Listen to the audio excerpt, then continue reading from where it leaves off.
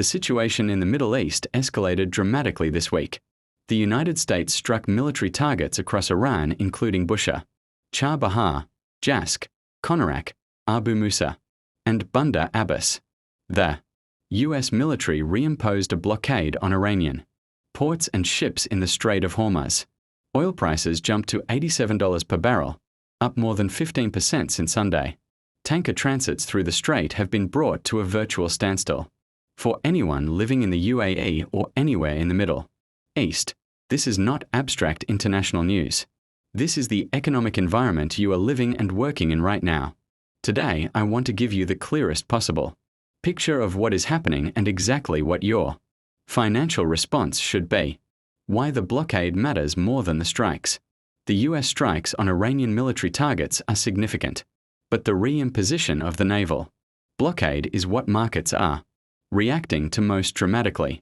A blockade on Hormuz adjacent Iranian ports means the waterway that carries 20% of the world's oil supply is effectively restricted. When that restriction is imposed by the world's most powerful military, shipping companies, and insurers respond immediately. Tanker transit volumes fall sharply. Oil supply from the entire Gulf region faces disruption risk simultaneously. The oil price trajectory. Oil was at $73 per barrel just weeks ago when the fragile peace deal seemed to be holding. It is now at $87, a nearly 20% spike in days.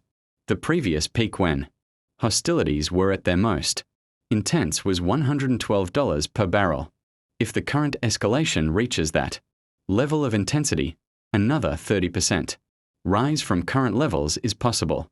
Goldman Sachs has noted the Strait of Hormuz recovery that briefly occurred has sharply reversed as the ceasefire gave way to renewed fighting. The inflation consequence nobody is talking about clearly enough. Oil at $87 flowing through the economy means energy costs rise for airlines, shipping companies, manufacturers, and food producers simultaneously. Those costs pass through to consumers within weeks to months. The inflation that the Federal Reserve has been fighting could reaccelerate precisely when it was starting to come under control.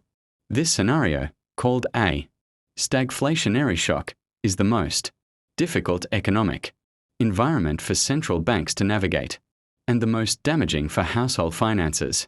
What you should do right now, if you have not yet built a 6-month emergency fund, this week is your reminder that external shocks can affect employment and income with very little warning. If you have significant travel planned, book and lock in fuel-dependent costs now before they rise further. If you have variable rate debt, the inflation reacceleration scenario means the Fed cannot cut rates, potentially extending your elevated debt costs further. If you are invested in a globally diversified index fund, stay invested.